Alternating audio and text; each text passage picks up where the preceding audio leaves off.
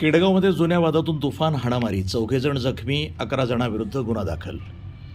केडगाव परिसरातील कोतकरमळा इथं जुन्या वादातून 2 कुटुंबांमध्ये भीषण हाणामारी झाल्याची घटना घडली आहे. 11 जणांनी एका कुटुंबातील 4 कुऱ्हाडीच्या दांड्यानं आणि लाथबुक्क्याने बेदम मारहाण केली. या प्रकरणी कोतवाली पोलीस ठाण्यामध्ये मारहाणीचा गुन्हा दाखल करण्यात आला आहे. फिर्यादी ज्ञानेश्वर यादव कोतकर वय 31 राहणार केडगाव हे 21 जून रोजी रात्री आपल्या घराबाहेर उभे असताना ही घटना घडली.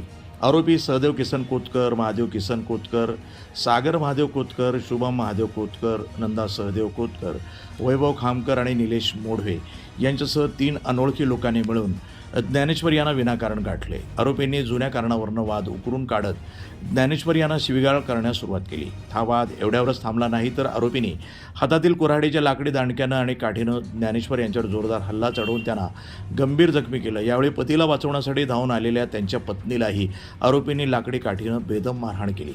या गोंधळात ज्ञानेश्वर याच्या आईला आणि भावाला देखील आरोपींनी लाथाबुक्क्यानं मारहाण करून जीवे मारण्याची धमकी दिली.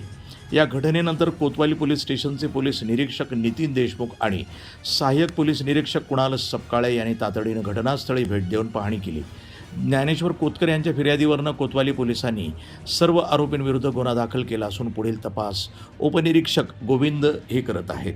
वृत्तसंपादन विभाग, न्यूज टुडे 24, अहिल्यानगर.